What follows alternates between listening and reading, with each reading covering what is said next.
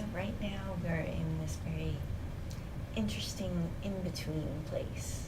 And it happens 4 times a year, so it's not an uncommon thing. But we are about halfway between the equinox and the solstice. And here in San Diego, that means we're between the fall equinox and the winter solstice. This is the time when the energy of the push from the fall equinox flips around and becomes the pull of the solstice. So if you feel like things are a little unstable energetically, that could be what you're sensing, is this earthly cycle that we go through, this mini cycle within a cycle, that many people don't talk about because it's not the big shift that happens during the solstice and the equinox. It's a very subtle, like I said, it's just this very gentle shift from being pushed to now being pulled. And we're entering into the time of the divine feminine, the darkness, the shadows are coming to the forefront of our attention. And we'll notice this within our own beings and our own minds, maybe things that you've been ignoring or pushing back with back burner, saying, no, I don't want to deal with that. I'll deal with that later. Well, guess what? It's later. And that's a good thing. It's an opportunity for us to bring our attention to these little hang-ups, these little things that grab us from behind. And they drain our energy, and maybe we're strong-minded enough to just kind of push them off to the side and ignore them and keep plowing forward with our plans and our schemes. But yet there's this drag that's happening. And this time of year is especially powerful for just kind of retreating inward, carving out a little bit of time, and ask yourself, okay, what's hiding in the shadows? What have I been avoiding looking at? What have I don't want to see that's happening in my life? Now, this doesn't mean that you have to go and dig up old wounds and beat yourself up over past decisions. That's not what I'm talking about at all. I'm talking about what is actually just below the surface that you've been kind of just pushing away. Like, when you're in a pool and there's, a little bug there and you start splashing it away. Like, get away, get away. Those kind of things. We all have them. But this time of year there's extra energy and power available for you to see with clarity these things that maybe the rest of the year you don't really want to deal with. The advantage of doing it right now is when solstice does come, winter solstice is the turning of the wheel. It's the newness. It's the birth of the light. That's the time when we really start to focus on our new projects and start to move in that direction with confidence and clarity. So right now is the prep work for that. A lot of people wait until they hit that winter solstice right before, and then all of a sudden they've got their shadow things are all coming up, all that heaviness, their blocks, and they're like, they wind up just regurgitating things instead of actually moving past them. So right now you can look at what blocks do I have, what things have held me back this past year, what's gotten in the way of me actually feeling like I'm progressing on the path. What are the rocks in the river of my life? And then decide, well, what do I want to do about them? Some rocks are just there, and they're ancestral karma, you could say. They're generational karma. And it's not necessarily ours to solve, but it is ours to carry and to look at and figure out how to deal with it, how to work with it. So it might not be that, oh, there's this rock in my path and I'm going to have to, get out the pickaxe and the dynamite and blow this shit up and smash it to a billion pieces and then take all the little pieces and get rid of them. Sometimes we have things like that, occasionally. But many times it's more acknowledging and allowing that, oh, there is this structure that is part of my being. And it's not just part of my being, it's part of my entire generation's being. And then it interacts with the prior generation in this way, and it interacts with the following generation in that way.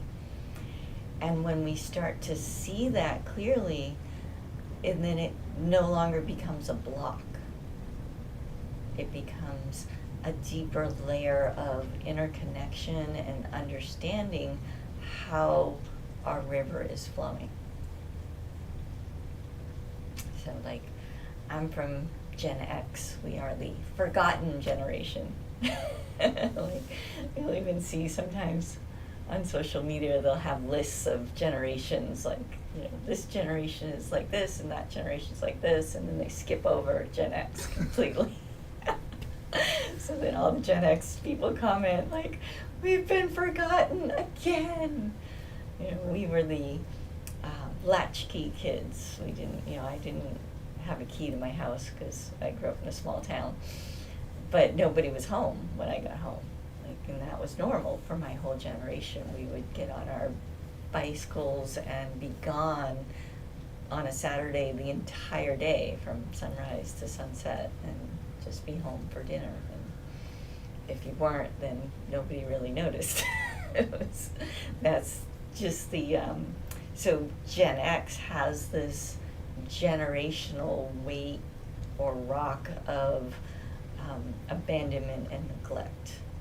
That's our issue that we deal with. And for some people it interacts with the boomer generation whose parents and grandparents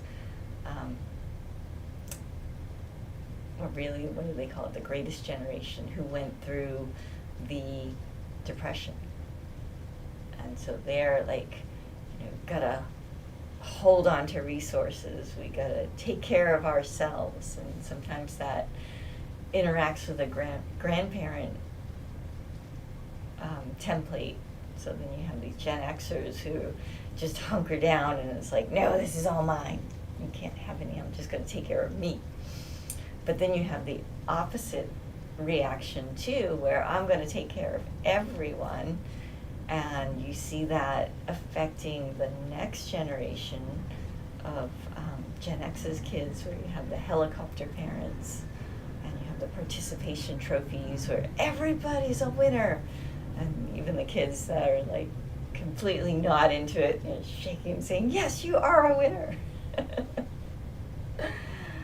And so you've got these interesting expressions that happen, but they're not necessarily an individual's karma in order to solve. It's just this rock in this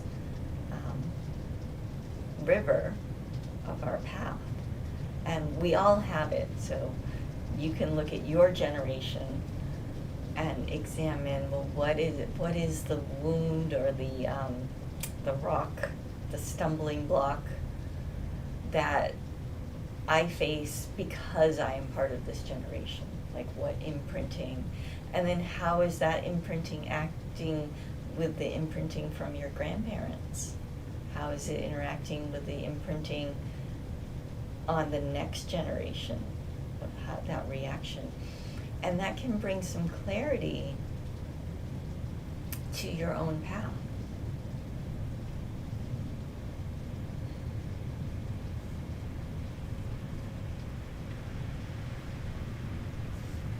So when we're working with energies such as this, these shadow things, these little blocks that come up,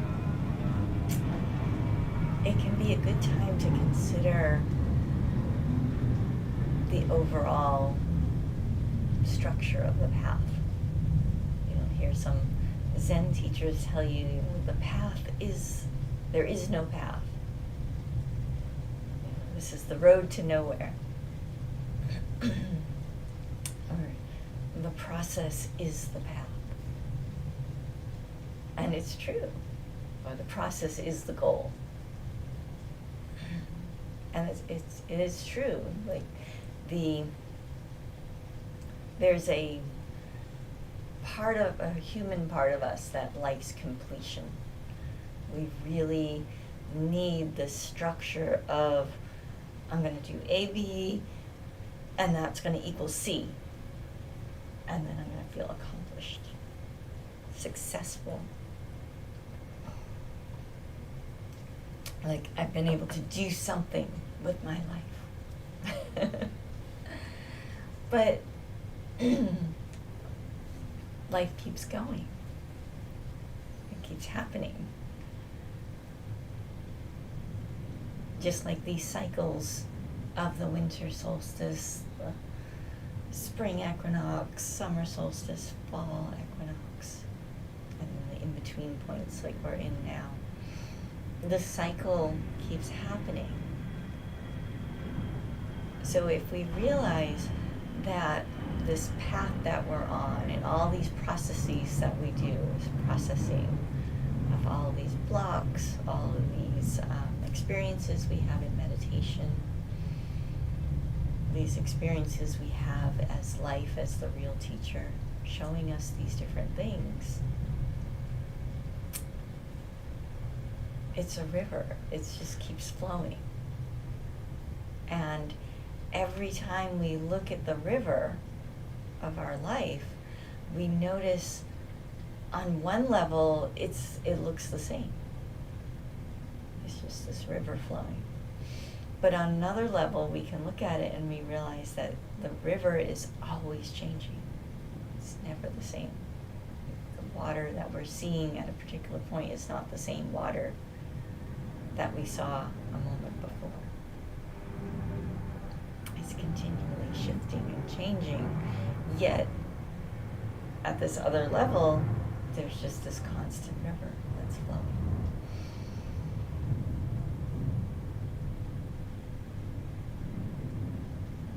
So there's this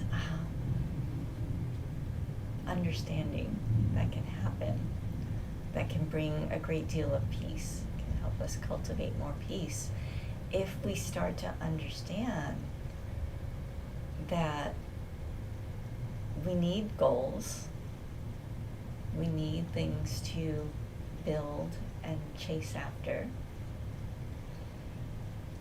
but at the same time, those goals are not the point.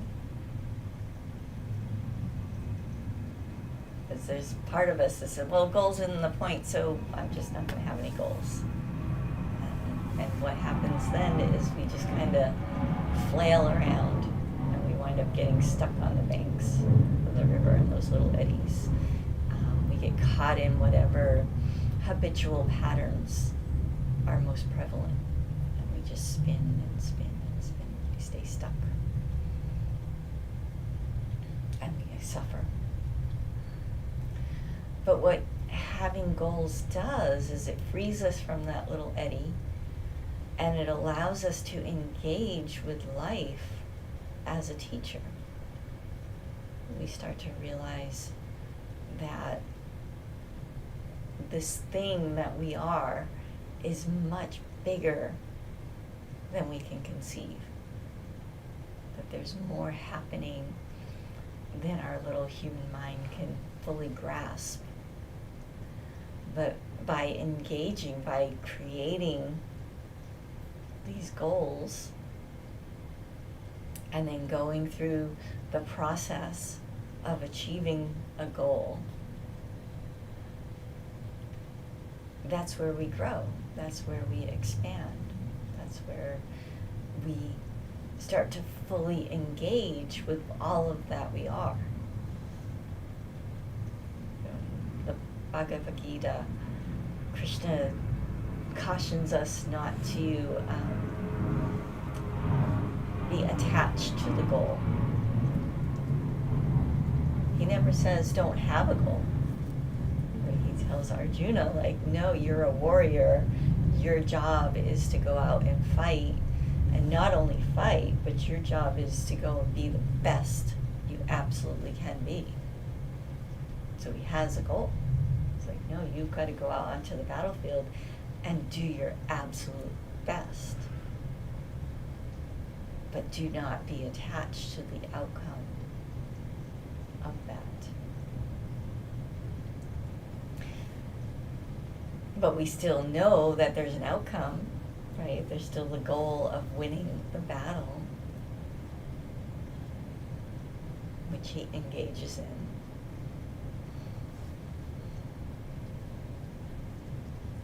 But by having this understanding that the path is not about the goal, the process that we're going through, even though we're shooting for a goal, it's not about the goal. It frees us from suffering. It starts to open our awareness to this bigger thing that is occurring. We start to touch upon the realization that we are not the doer, that we're being done.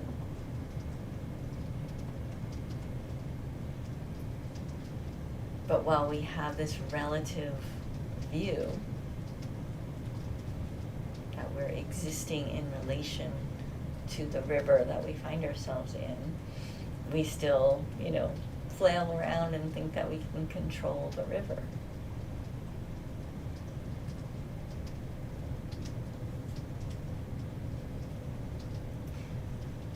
So as you examine these hang-ups that you have, these attachments that are impeding your awareness,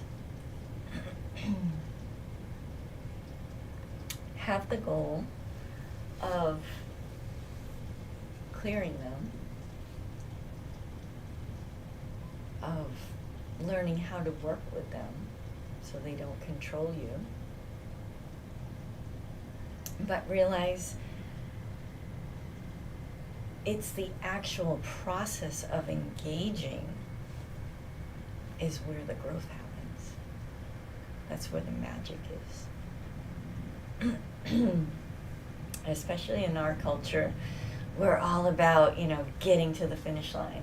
It's like, oh, if I can just, suck it up long enough and just make it there, then it'll be okay. And then we just kind of shut down half of our being because we're just trying to get there. And that's living dead. You're just dead when you do that. That's not, from my perspective, that's not living. That's denying life. So relax a little bit about the goals. Like I say, you still need goals. They're useful. They're helpful to have a direction. The I Ching says it furthers one to have some place to go. Sounds very obvious, but a lot of people miss that. We go in these extremes of like, well, the goal doesn't matter, so therefore I'm not going to have any. But the goal is useful. So have one. But then don't get so uptight about it that you wind up being dead, just trying to kill yourself to get to it. So, in other words, don't cling so tightly. We have this amazing, magical world that we are. Universes are unfolding within you. And we get the opportunity to experience that by being here, by practicing this path of Trikaya Buddhism, by inviting our awareness to open. And one of the tools that we use to do that is goals, is working towards something. So whatever it is, just pick something and engage with it. And then if you find yourself struggling and you're not reaching your goal, when we kind of start to understand that the goal in itself isn't that important, the danger of that realization is now all of a sudden, well, the goal is really hard, so I don't want to do it. And we give up too early. So be on guard against that. Sometimes that struggle to meet a goal is the exact thing that we need in order to open that deeper layer of our being. And then I'll give you the flip side, because there always is a flip side, is sometimes we give ourselves goals, then we start to cling to them, and they're absolutely ridiculous and poisonous. And they will destroy us. So when you're in that moment of struggle,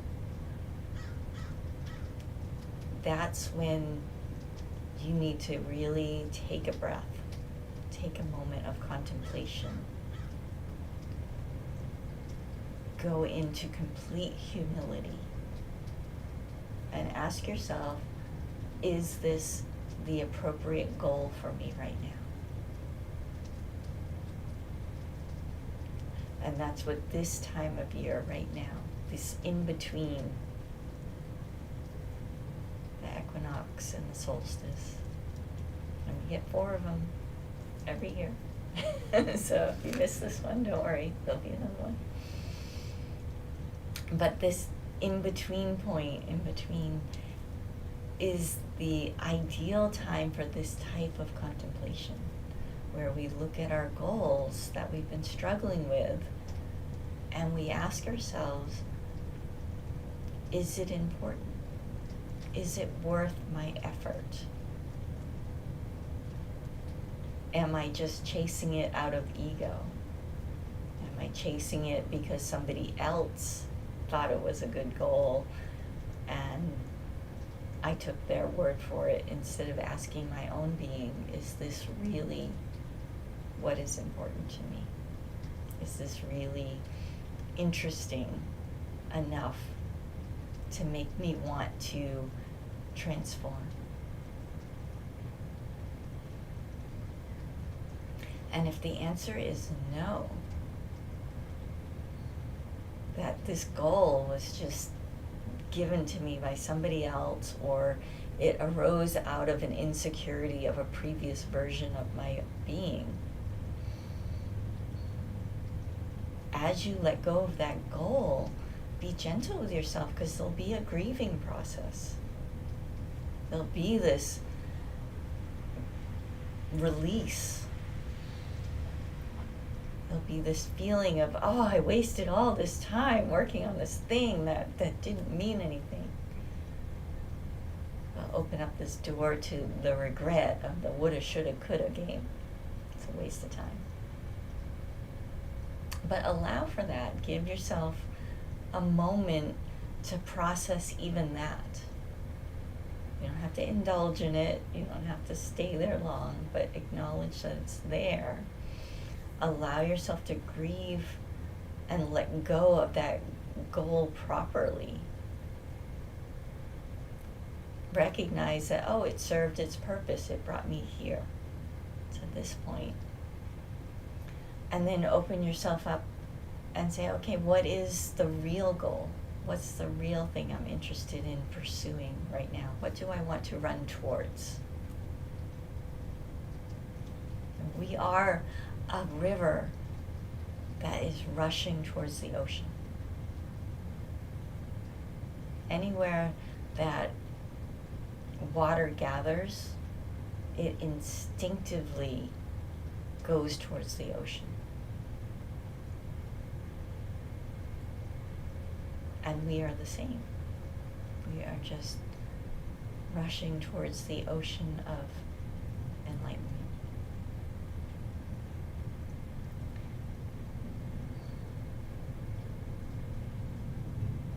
But getting there, getting to the ocean, is not the point.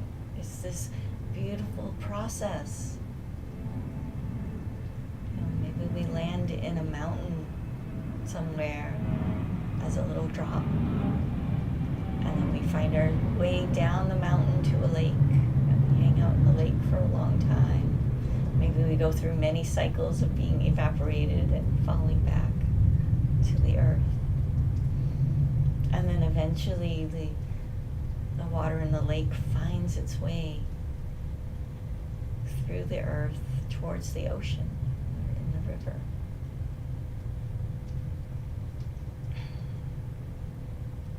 And all these different experiences that we go through, all these different goals that we set, are moving us towards that awakening. And each one of them is a little epiphany. Each one is a little awakening. So enjoy every single moment of it. So let's meditate now.